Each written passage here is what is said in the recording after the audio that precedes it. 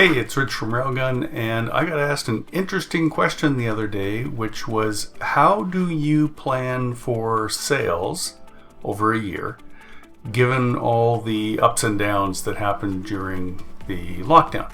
So I'm going to show you how I would do this, and hopefully you can find this interesting. So I've put some random numbers up here for you to see, and we're going to show you how I would handle this problem. So let's have a look here, and you'll see that this company in 2019 had sales of 3.3 million, and then the pandemic hit, and a year later they were down to 2.3 million. The pandemic continued, they came up a little bit back to 2.6, and 2022 they were up to 2.9, and then last year things started to come back nicely and they were back up to 4.1. So the question now becomes is, how do you plan to extrapolate? Let's say this year they are budgeting for 4.5 million. How would you plan to do that? Now, the reality is that most business owners try and create a plan that takes the flat line approach. And I call it that because they will take the entire year and divide it evenly across all 12 months, which means that each month here is 8.33% of your year. Now, the reality is that very few businesses are that stable, and the majority are not, for a number of reasons. You'll get, summer holidays business for some industries will drop, some will go up. Let's say you're a roofer, the amount of work you do in the winter is going to drop substantially compared to what you do in the summer. So there's going to be some sort of a curve to this. And the question now becomes, with all these old data points that were good, dropped substantially, now they're coming back up, how do you plan to take that 4.5 million you think you're going to do and spread it out over the entire year in a way that makes sense, so that you're not just random or just saying 8.3 and knowing that some are going to be way low and some are going to be way higher. So let's look at how I would fix that. We're going to go back to this chart here, and what we're going to do is we're going to take each month. So for example, we've got, this is January of 2019, this is January of 2020, this is January of 2021, this is January of 2022, and this is January of 2023. What do all of these numbers have in common? Well, they're all, each one of these is one piece of the year-end number. So what you want to do is you want to say, how do I relate? I've got 138,000. Let's go here. I got 120 there. I got 146 here. I got 283 here, and here I got 54,000. So how do I do that? Well, the answer is, at least the way I do this, and I'm going to scroll up here, is you take each month. So here right here you'll see it says 148,772, and that is the average for each of these 4 departments.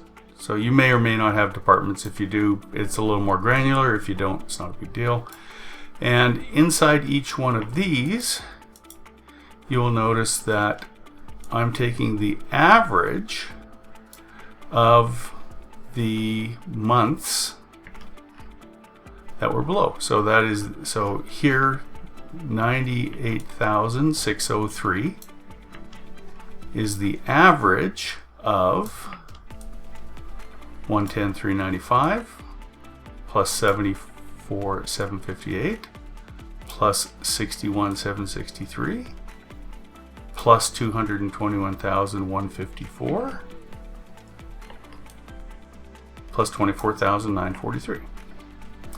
So that gives you the average, and then you total these 4 up to get your month, and you do that for all 12 months. So you do that for January, February, March, April, May, June, July, September, December, and then at the end you just total it.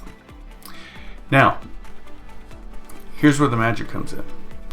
Now what you do is you take the average of each, should do that on this one actually.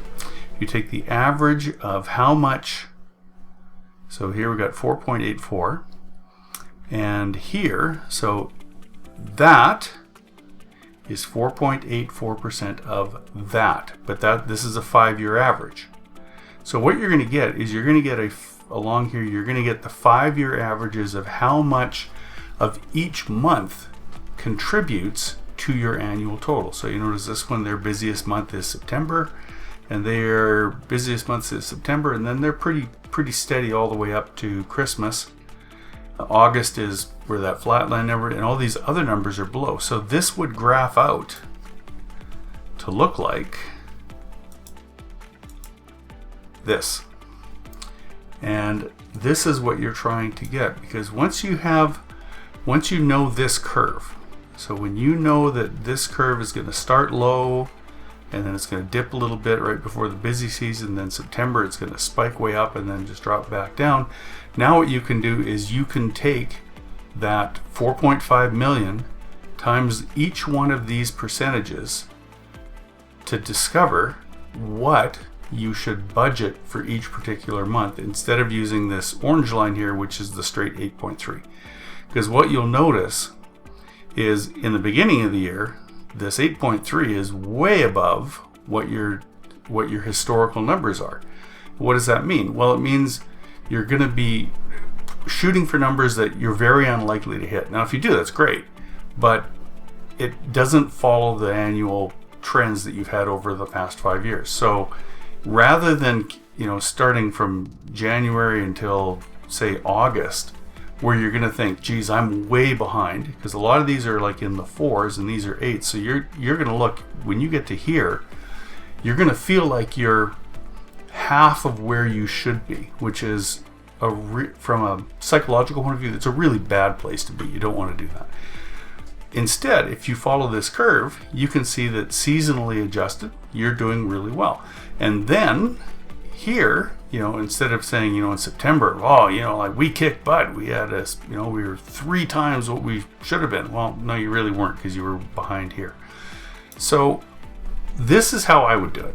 The way to do that, again, to come back, is to, let's go to trends, is take your 5 years of data. And again, you can either do this by department. So if you've got, in this case, this business here has a sales department, a parts department, service department, storage department. You can do it by department for the months that they do a lot of business, or you can just simply use the totals. So use the total by month for January, total by month for January, total. So either or will work. Now I want to make this as easy as possible for you. So if you are watching this video and you do not like spreadsheets, all you need to do is send me a message and I will send you a copy of this spreadsheet all zeroed out. So all you need to do is go put your data in and it will calculate everything else for you. No charge, no fee. I'll also put a link in the bottom where you can just go to a page, enter your first name and your email, and I'll just send it to you. Hope that helps. If you do have any questions about any of this or why I do certain things a certain way, by all means reach out to me. I am happy to answer your questions. Don't forget to like and subscribe. I'm going to be doing a lot more of these if you find it helpful. And thanks so much, and I hope you have a wildly profitable day.